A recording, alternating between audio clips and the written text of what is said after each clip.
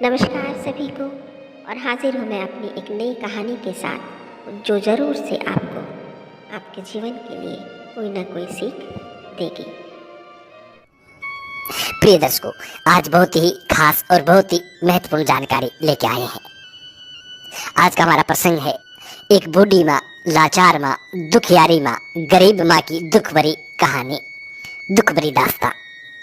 प्रिय दर्शकों, ये कहानी और सत्य है। ये कहानी सत्य है। ये कहानी कोई मनगढ़ंत कहानी नहीं है। ये कहानी बिल्कुल सत्य कहानी है।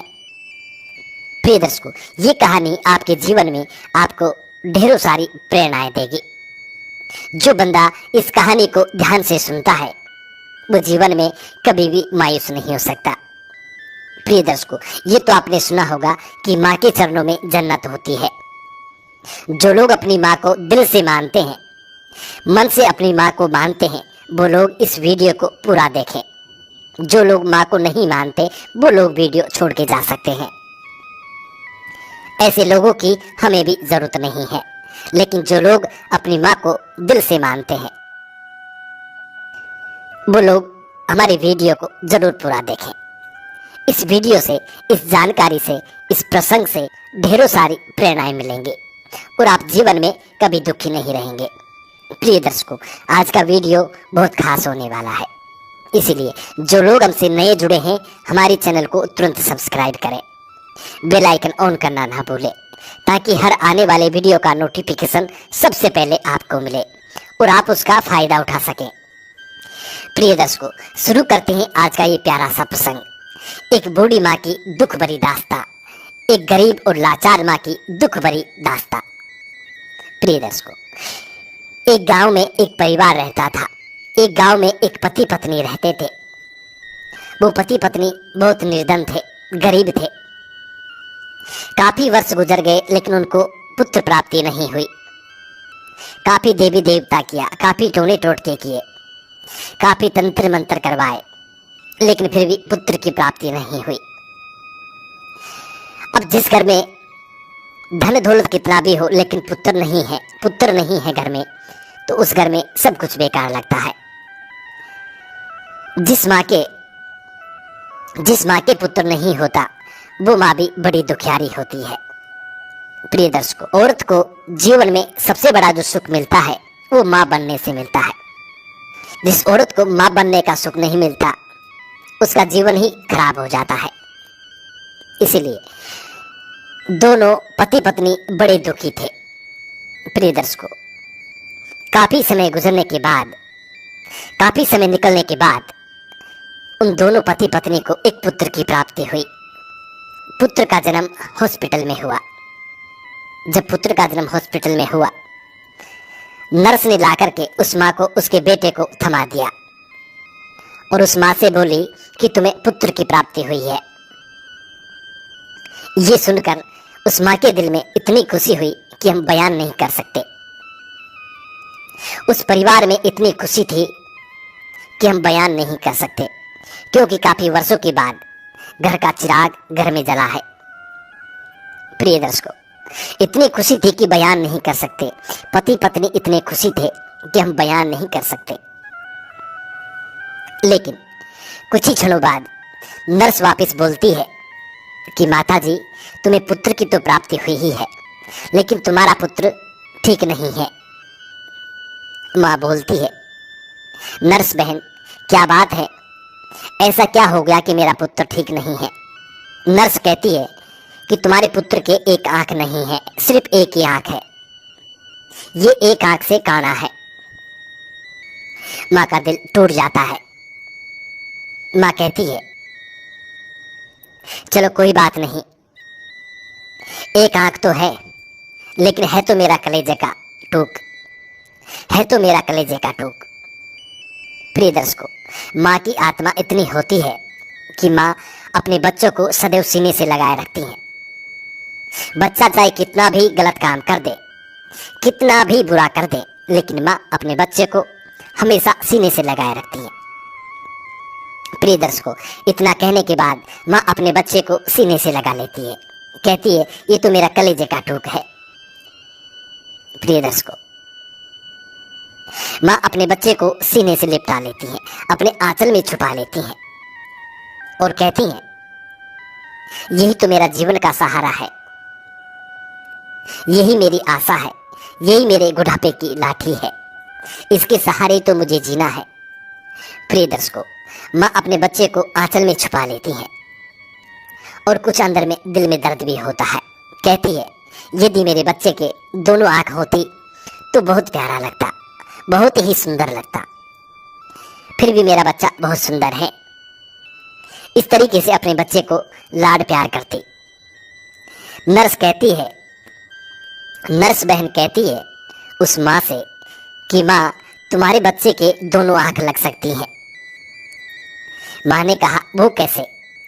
कि तुम दोनों पति पत्नियों में से एक आंख किसी को डोनेशन करनी पड़ेगी, यानी देनी पड़ेगी।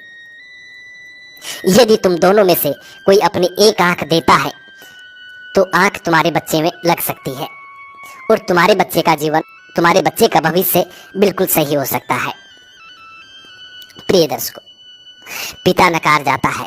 पिता कहता है, यदि मेरे बच्चे के एक आंख है तो एक ही सही, जो ऊपर वाले ने इसको एक आंख दी है तो एक ही सही है। हम दोनों पति पत्नी अपनी आंख नहीं देंगे। लेकिन माँ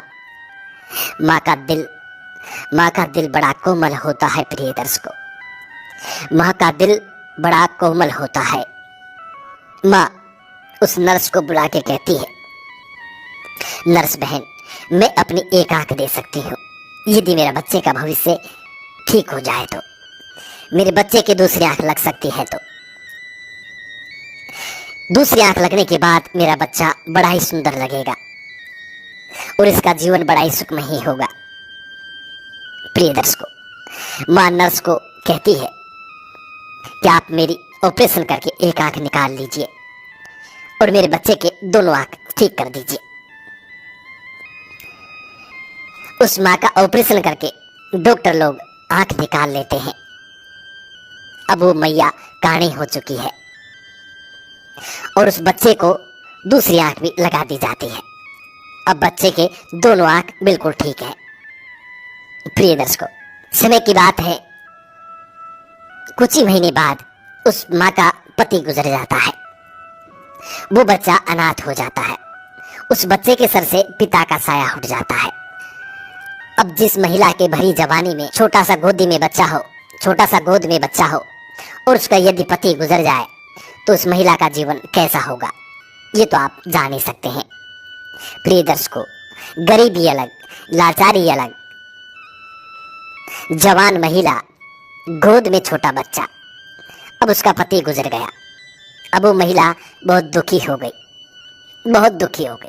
लेकिन फिर भी कैसे तैसे हिम्मत करके और जीने का अपने बच्चे को सहारा बनाया।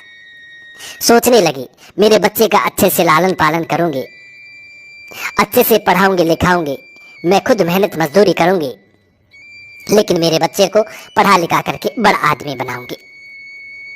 प्रिय दर्शकों, यही सोचकर अपने सीने पे पत्थर रख करके और जीने की आशा शुरू करती है।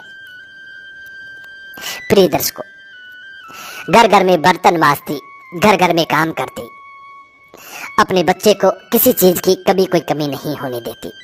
अच्छे अच्छे खिलौने, अच्छे अच्छे कपड़े, अच्छे अच्छे खिलौने अपने बच्चे को एडवांस में रखती। प्रिय दर्शकों, माँ रात रात भर काम करती, दिन भर काम करती, हजारों घरों में काम करती और अपने बच्चे को बड़ी खुशी रखने की कोशिश करती। खुद दुख पा लेती लेकिन अपने बच्चे को कभी दुख नहीं देती। जब बच्चा थोड़ा बड़ा हुआ तो बच्चे का इंग्लिश मीडियम स्कूल में दाखिला करवा दिया। जब माँ अपने बच्चे को लेकर के इंग्लिश मीडियम स्कूल में जाती है तो वहाँ के गार्डमैन और टीचर लोग देखते हैं कि माँ के फटे हुए कपड़े हैं, काली कलूटी है, बहुत गरीब है, निर्धन है, लेकिन बच्चा सुंदर है। टीचर लोग कहते हैं, मैया इस स्कूल में सिर्फ पैसे वाले लोगों के ही बच्चे पढ़ते हैं, क्या आप इतनी फीस हमारे स्कूल में जमा करा पाएंगे? प्रिय दर्शकों, माँ कहती है, मैं मेहनत मजदूरी करूंगी, मैं कुछ भी करूंगी, अपने बच्चे की फीस में जरूर जमा करवाऊंगी, मेरे बच्चे को पढ़ा लिखा कर मुझे कलेक्टर बनाना है, बड़ा आदमी बनाना है। इसीलिए मेरे बच्चे को मैं इंग्लिश मीडियम स्कूल में ही पढ़ाऊंगी। प्रिय दर्शकों, बच्चे का स्कूल में दाखिला हो जाता है। माँ दिन भर मेहनत करती, दिन भर परिश्रम करती और अपने बच्चे की फीस जमा करवाती, अच्छे अच्छे कपड़े लाके देती। प्रिय दर्शकों, अपने बच्चे को माँ को ये आशा थी कि मेरा बच्चा एक दिन पढ़ लिख करके बड़ा आदमी बनेगा, कलेक्टर बनेगा। इसी आशा में माँ रातों रातों काम करती, हजारों घरों में काम करती और अपने बच्चे को पढ़ाती। जब बच्चा पढ़ता हुआ थोड़ा बड़ा हुआ तो माँ रोज बच्चे को लेने के लिए जाती और छोड़ने के लिए जाया करती थी। स्कूल से बच्चे को लाने के लिए जाती और स्कूल से छोड़ने के लिए जाती। प्रिय दर्शकों, ये नित्य का कर्म माँ का था, क्योंकि माँ घर में बच्चे को तैयार कर, घर से बच्चे को खाना वाना खिला के तैयार करके स्कूल के लिए लेके जाती और जब स्कूल की छुट्टी होती तो बच्चे को अपने घर लेके आती। स्कूल से अपने बच्चे को घर लेके आया करती। प्रिय दर्शकों, जब बच्चा थोड़ा बड़ा हुआ तो बच्चा अपने साथियों के साथ स्कूल में खेलता था। जब बच्चा अपने साथियों के साथ खेलता था उसी वक्त उनकी माँ चली जाती है बच्चे को लेने के लिए। बच्चे के साथी लोग बच्चे की माँ को देखते हैं तो देखते हैं कि माँ की एक आंख कानी है, काली कलूटी है और एक आंख नहीं है, सिर्फ एक ही आंख है। उस लड़के के साथी लोग उस बच्चे को चिढ़ाने लग जाते हैं कि तुम कानी के पुत्र हो, कानी के पुत्र हो, काली कलूटी के पुत्र हो, काली कलूटी के पुत्र हो। इस तरीके से उस बच्चे को चिढ़ाने लग जाते हैं। प्रिय दर्शकों, वो बच्चा अपनी माँ से कहता है, माँ कल से तुम स्कूल मत आया करो, मैं स्वयं आ जाऊंगा, क्योंकि लोग मुझे कानी का बेटा कहकर के चिढ़ाते हैं। माँ कहती है, बेटा लोगों की तो ऐसी आदत है, कहने दीजिए, उनसे हमें घबराना नहीं है, नहीं उनसे हमें कोई तकरार करना है। उनका काम है कहना, हमारा काम है सुनना। लेकिन फिर भी बच्चा कहता है, नहीं माँ आप स्कूल में मत आया करो, मुझे शर्मिंदा होना पड़ता है। माँ कहती है, ठीक है बेटा, लेकिन तू अच्छे से आना और अच्छे से जाना। बच्चा कहता है, ठीक है माँ। बच्चा पढ़ लिख करके उस स्कूल से कॉलेज में दाखिला हो गया। माँ दिन भर मेहनत करती, बच्चा बड़ा हो गया। प्रिय दर्शकों, बच्चे ने गांव से पढ़ाई करके और बच्चा शहर में पढ़ने के लिए चला जाता है। अब बच्चा काफी बड़ा हो चुका है। माँ दिन भर मेहनत करती और बच्चा शहर में पढ़ाई करता। धीरे धीरे समय निकलता गया। एक समय ऐसा आया कि बच्चा कलेक्टर भी बन गया। माँ दिन भर मेहनत करती, हजारों घरों में काम करती और लिफाफे में पैसे पैक करके, पैसे रख करके अपने बच्चे को भेजती। बच्चा वहां पढ़ाई करता हुआ एक समय ऐसा आया कि बच्चा कलेक्टर भी बन गया। जब बच्चा कलेक्टर बन गया तो बच्चे ने अपनी माँ को पत्र लिखा और बोला कि माँ मैं कलेक्टर बन गया हूँ। माँ को बड़ी खुशी हुई कि मेरा बेटा कलेक्टर बन गया है। अब मेरे बुरे दिन खत्म हो गए, अब मैं आराम से बैठ के खाऊंगी, अब मेरा जीवन में खुशियाँ आने वाली है। प्रिय दर्शकों, माँ ये इंतजार करती कि अब मेरा पुत्र, मेरा बच्चा मेरे पास में आएगा, क्योंकि अब तो वो कलेक्टर बन चुका है। माँ इसी इंतजार में रोज अपने दरवाजे को देखती। उसके घर के बाहर से जब भी कोई गाड़ी निकलती तो माँ तुरंत दौड़ के दरवाजे पे जाती और देखती कि मेरा है बेटा आया है। लेकिन उस माँ का बेटा नहीं आया। प्रिय दर्शकों, साल निकल गया लेकिन उस माँ का बेटा अपनी माँ से मिलने नहीं आया। कलेक्टर तो बन गया लेकिन उस माँ से मिलने नहीं आया। माँ इसी इंतजार में रहती कि मेरा पुत्र जरूर आएगा। एक साल बाद में फिर से पुत्र का पत्र आया और उसमें लिखा था कि माँ मैंने शादी कर ली है। प्रिय दर्शकों, उस पत्र को पढ़ने के बाद माँ का दिल माँ के आंखों से आंसू की धारा बहने लगी। माँ कहने लगी, हे ऊपर वाले, ऐसा कौन सा मैंने कर्म किया है, मेरा एक ही तो पुत्र है। बड़े अरमान थे कि मैं अपने पुत्र की बड़ी धूमधाम से शादी करूंगी, अपनी बहू को घर लेके आऊंगी, लेकिन मेरे पुत्र ने अपने आप ही शादी कर ली। फिर भी माँ अपने दिल को समझाती है और कहती है कि अब तो मेरे पुत्र ने शादी कर ली है, अब तो वो मेरे को लेने के लिए जरूर आएगा। फिर से वही आशा जगा के बैठ जाती है। प्रिय दर्शकों, रोज इंतजार करती कि मेरे पुत्र और मेरी बहू जरूर आएंगे, लेकिन नहीं तो पुत्र आया नहीं बहू। 3 वर्ष बाद में फिर से बेटे का पत्र आया और उसमें लिखा था कि माँ अब तुम दादी बन गई हो, मुझे पुत्र प्राप्ति हुई है। ये पत्र में सुनकर माँ कुछ खुशी भी है और कुछ दुखी भी है।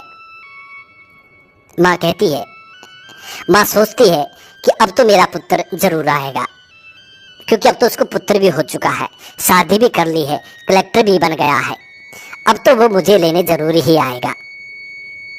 प्रिय दर्शकों, फिर से साल भर निकल गया लेकिन पुत्र नहीं आया। माँ झूझ झूझ के रोने लगी। माँ का दिल उमड़ उमड़ के रोता, सूख करके और भी काली कलुटी हो गई। हड्डियों का ढांचा बन चुकी थी माँ अपने पुत्र को याद कर करके। प्रिय दर्शकों, लेकिन उसका पुत्र नहीं आया।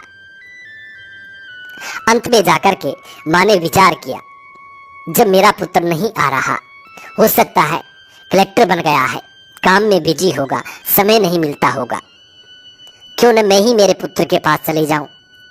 यही सोचकर माँ बोरी बिस्तर बांध करके और शहर चली जाती है। शहर में जाकर के रिक्शे में बैठ जाती है और रिक्शे वाले से कहती है, भैया मुझे कलेक्टर बाबू के बंगले के सामने उतार दीजिए। रिक्शे वाला माँ को ले जाकर के कलेक्टर साहब के बंगले के सामने उतार देता है। जैसे ही माँ देखती है, बड़ा आलीशान मकान, मकान के आगे 4 व्हीलर गाड़ी खड़ी है, बाहर गेटमैन खड़े हैं, पुलिस वाले खड़े हैं। ये देखकर माँ बड़ी प्रसन्न होती है, बड़ी खुश होती है कि मेरा बेटा महल जैसे मकान में रहता है।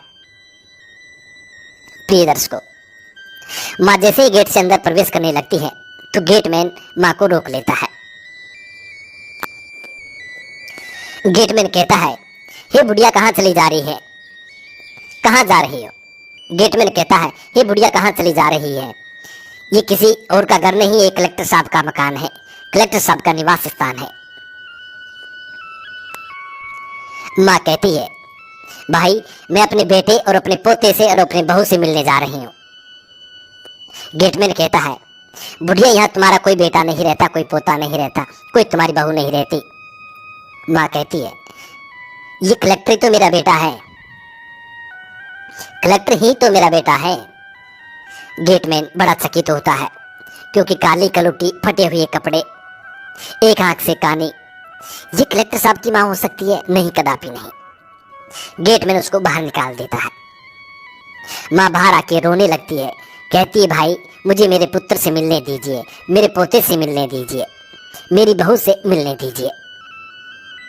गेटमैन कहता है, क्या सबूत है कि कलेक्टर साहब तुम्हारा पुत्र है? वो माँ अपने पुत्र के जो पत्र थे वो पत्र दिखाती है। देखिए भाई, ये मेरे पुत्र ने मुझे पत्र लिख करके भेजा है। गेटमैन जब भी पत्र को अलट पलट के देखता है तो वास्तविकता में ही कलेक्टर साहब के पत्र थे। गेटमैन कहता है कि सीधी चली जाओ, ऊपरली मंजिल पे कलेक्टर साहब रहते हैं। माँ सीधी दौड़ी दौड़ी जाती है, सामान को नीचे रख देती है, सोचती है कि पहले पोते से मिलूं या बहू से या पुत्र से। प्रिय दर्शकों, सामान को जल्दीबाजी में नीचे छोड़ करके वो सीधी ऊपर चली जाती है। माताजी की जो बहू थी वो रसोई घर में काम कर रही थी। जैसे ही ऊपर पहुंची, देखा कि सामने बच्चा पालने में झूल रहा है। माँ ने जाते ही सीधे बच्चे को उठा करके अपने सीने से लगा लिया, पोते को उठा करके अपने सीने से लगा लिया। जैसे ही माँ ने बच्चे को गोदी में उठाया तो बच्चा जोर जोर से रोने लगा।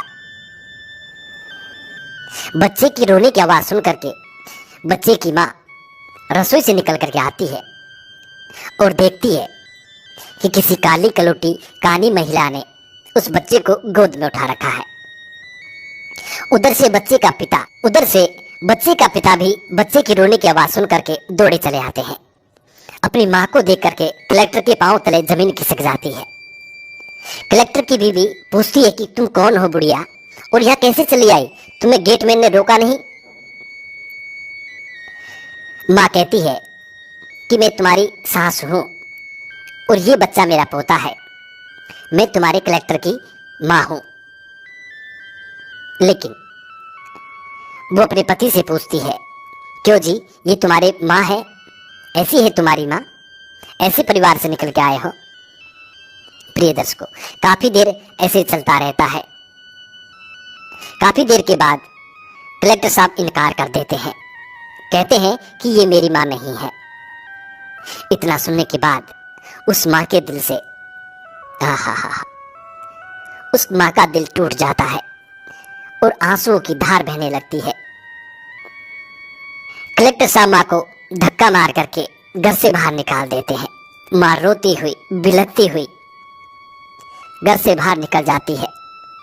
प्रिय दर्शकों, जितने भी खिलौने, जितने भी सामान अपने पोते के लिए सजा के लेके गई थी, सारे अरमान टूट गए। माँ गेट से बाहर निकलती है और गेटमैन से कहती है, ए भाई, मुझे एक पत्र लिख सकते हो? गेटमैन ने कहा, ठीक है माताजी, पत्र लिख दूंगा। माँ बोलती गई और गेटमैन लिखता गया। उस पत्र को हाथ में लेकर के माँ नीचे वाली जो बैठक थी कलेक्टर साहब की, नीचे की जो बैठक थी, उस बैठक में एक पंखा लगा हुआ था, उसमें जाकर के और अपनी साड़ी से फंदा लगा करके पत्र हाथ में लेकर के और लटक जाती है। क्योंकि बेटे के घर से बाहर निकालने के बाद माँ के सारे अरमान टूट गए थे। माँ सोचने लगी कि एक ही तो मेरा सहारा था जीने का, इसी के सहारे तो मैं जीना चाहती थी। जब वही मुझसे दूर हो गया, वही मुझसे छूट गया, तो अब जीने का कोई हक नहीं है। किसके सहारे जीऊं, किसके लिए जीना है मुझे? एक ही सहारा था, जब वही नहीं रहा, जब वो सहारा ही नहीं रहा, तो जीने का कोई अर्थ नहीं है। प्रिय दर्शकों, यही सोचकर माँ झुरझुर रोती, आंखों से आंसुओं की धार बहती और अपने दिल को झंझोरती कलेक्टर साहब की बैठक रूम में जाती है और पंखे के लटक के फंदा लगा लेती है। हाथ में पत्थर है। जैसे ही कलेक्टर साहब ड्यूटी पे जाने के लिए तैयार होकर कोट वगैरह टाई लगा के निकलते हैं, नीचे उतरते हैं, तो सामने बैठक में आते हैं तो देखते हैं कि वो मां लटकी हुई है। इतने में कलेक्टर साहब की बीवी भी, कलेक्टर साहब की पत्नी भी दौड़ी चली आती है और देखती है जो महिला ये कह रही थी कि मैं कलेक्टर साहब की माँ हूँ, वो महिला फंदे से लटकी हुई है। ये देखकर दोनों के पांव तले जमीन खिसक जाती है। कलेक्टर की बीवी फिर पूछती है, क्यों जी, आपने झूठ क्यों बोला, ये तुम्हारी माँ है? कलेक्टर फिर मना कर देता है, नहीं, ये मेरी माँ नहीं है। प्रिय दर्शकों, उस माँ के हाथ में जो पत्र था उसको कलेक्टर की बीवी हाथ में लेती है और उसको पढ़ने लगती है। उसमें लिखा हुआ था कि बेटा, तू मेरी शक्ल से नफरत करता है, मेरे रंग रूप से नफरत करता है।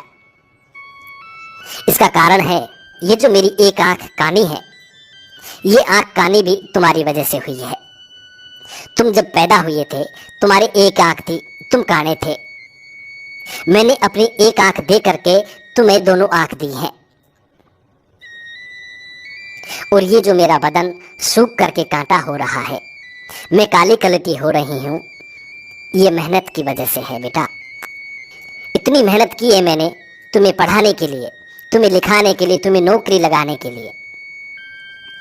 इसी मेहनत की वजह से आज मेरा शरीर सूख करके कांटा हो गया, और तुम्हारी वजह से ही मुझे एक आंख खोनी पड़ी, और आज तुमने ही मुझे दुधगार के घर से बाहर निकाल दिया, तो मेरा जीने का कोई सहारा ही नहीं है। किसके सहारे जीऊं?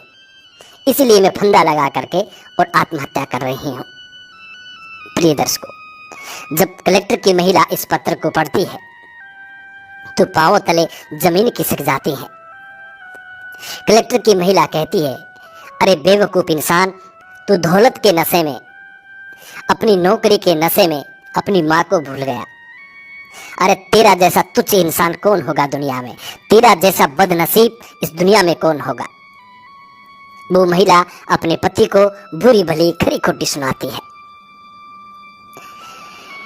कलेक्टर का मुंह बंद हो चुका था। कलेक्टर सांस नहीं ले पा रहा था। अब कहे तो क्या कहे। प्रिय दर्शकों, उस महिला ने, उस बहू ने उस माँ को नीचे उतारकर दाह संस्कार अपने स्वयं हाथों से किया। उस कलेक्टर को हाथ तक नहीं लगाने दिया। उस माँ की बहू, उस कलेक्टर की पत्नी उस कलेक्टर को छोड़ करके चली जाती है, अपने बच्चे को लेकर के चली जाती है। प्रिय दर्शकों, वो कलेक्टर का जीवन बर्बाद होता है, उसकी नौकरी चली जाती है। कलेक्टर से रोड पे आ जाता है, भिखारी बन जाता है, भीख मांग के अपना जीवन व्यतीत करता है। प्रिय दर्शकों, बुरे कर्म के बुरे नतीजे होते हैं। प्रिय दर्शकों, ये कहानी सत्य है। माँ के चरणों में जन्नत होती है। प्रिय दर्शकों, माँ की सेवा जरूर करना, माँ को कभी भी दुख मत देना। यदि आप जीवन में सुख समृद्धि यश वैभव की प्राप्ति चाहते हैं तो अपनी माँ को कभी दुख मत देना। हो सके तो दूसरी माँ की भी सहायता करें। हम उम्मीद करते हैं आज की ये हमारी जानकारी आपको जरूर पसंद आई होगी। जी नमस्कार, धन्यवाद।